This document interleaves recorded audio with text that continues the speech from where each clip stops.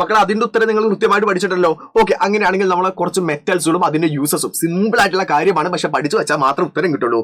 ഇരുമ്പുണ്ടല്ലോ, ഇരുമ്പ് എന്തിനൊക്കെ ഉപയോഗിക്കാറുണ്ട്? നമ്മൾ പാത്രങ്ങൾ, യുറ്റൻസിൽസ് ഉണ്ടാക്കാൻ ഉപയോഗിക്കാറുണ്ട്, ടൂൾസ് ഉപകരണങ്ങൾ ഉണ്ടാക്കാൻ ഉപയോഗിക്കാം, മെഷീനുകൾ ഉണ്ടാക്കാൻ ഉപയോഗിക്കാം, കൺസ്ട്രക്ഷൻ നിർമ്മാണം, വീടൊക്കെ നിർമ്മിക്കാൻ വേണ്ടി, ബിൽഡിംഗ് ഒക്കെ ഉണ്ടാക്കാൻ വേണ്ടി നമ്മൾ ഏത് ഉപയോഗിക്കാറുണ്ട്? അയൺ, ഇരുമ്പ് ഉപയോഗിക്കാറുണ്ട്. ടൈറ്റാനിയം കേട്ടിക്കണോ നിങ്ങള്? യെസ്, ടൈറ്റാനിയം എന്ന് പറഞ്ഞാൽ വിമാനങ്ങളൊക്കെ ഉണ്ടാക്കൂല മക്കളെ, എയർക്രാഫ്റ്റ്, അതിന് വേണ്ടിയിട്ട്. പിന്നെ ജെറ്റ് വിമാനങ്ങൾ, ജെറ്റ് എഞ്ചിനുകൾ ഉണ്ടാക്കാൻ വേണ്ടിയിട്ട്. സ്പേസ് വെഹിക്കിൾ, നമ്മള് ബഹിരാകാശത്തേക്കൊക്കെ പോകുമ്പോൾ സുനിത വില്യംസ് ഒക്കെ പോയില്ലേ, ആ സ്പേസ് വെഹിക്കിൾ ഒക്കെ ഉണ്ടാക്കാൻ വേണ്ടി നമ്മൾ ടൈറ്റാനിയം ഉപയോഗിക്കും. അത് നമുക്ക് സംശയമുള്ള സാധനം. എന്നാൽ ഗോൾഡോ, സിമ്പിൾ ആയിട്ടുള്ള പരിപാടി, എന്തോ ഒരു വിലയുള്ള സാധനം അല്ലെ. Gold jewellery, ആഭരണമാക്കാം.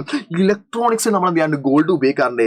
സ്പേസ് ടെക്നോളജിയിലും ഗോൾഡ് ഉപയോഗിക്കാറുണ്ട്. അപ്പൊ സ്വർണ്ണത്തിനൊക്കെ ഭയങ്കര വില. എന്നാൽ അലുമിനിയം ഉണ്ട്. അലുമിനിയം എന്തിനാ? പാത്രം ഉണ്ടാക്കാം, അത് എല്ലാവർക്കും അറിയാം. പിന്നെ ട്രാൻസ്പോർട്ടേഷൻ, ഗതാഗതത്തിന് ഉപയോഗിക്കും. പാക്കേജ് ചെയ്യാൻ വേണ്ടി നമ്മൾ അലുമിനിയം ഫോയിൽ വെച്ചിട്ടൊക്കെ പാക്ക് ചെയ്യാറുണ്ടല്ലോ. ഓക്കെ, ഓർമ്മ ഉണ്ടല്ലോ.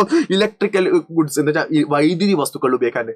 കോപ്പർ, ചെമ്പ് അറിയോ? ചെമ്പ് ഏറ്റവും കൂടുതലായിട്ട് നമ്മൾ ഉപയോഗിക്കാറുള്ളത് വയറുകളിലാണ് ഉപയോഗിക്കാറുള്ളത്. ഇലക്ട്രിക്കൽ വയറുകളിൽ ഉപയോഗിക്കും, ഇലക്ട്രോണിക്സിൽ ഉപയോഗിക്കും. അതുപോലെ തന്നെ ചെമ്പിന്റെ പാത്രങ്ങളൊക്കെ ഉണ്ട്. അപ്പൊ പണ്ടൊക്കെ നമ്മളൊക്കെ ഉപയോഗിച്ചിരുന്നു, കോപ്പറിന്റെ പാത്രങ്ങളൊക്കെ ഉപയോഗിച്ചിരുന്നു. അതിനൊക്കെ നമ്മൾ എന്ത് ചെയ്യാണ്ട് ഉപയോഗിക്കാറുണ്ട്. സോ എല്ലാ ലോഹങ്ങളും അതിന്റെ ഉപയോഗങ്ങളും കൃത്യമായിട്ട് പഠിച്ചു വെച്ചേക്കാം. പരീക്ഷയ്ക്ക് ബേബി മാത്സ് ദ ഫോളോയിങ് വരാം, അല്ലെങ്കിൽ ഡീറ്റെയിൽ എഴുതാൻ തന്നെ പറയാം. അപ്പൊ നിങ്ങൾ കൃത്യമായിട്ട് എഴുതല്ലോ. So Tata, by.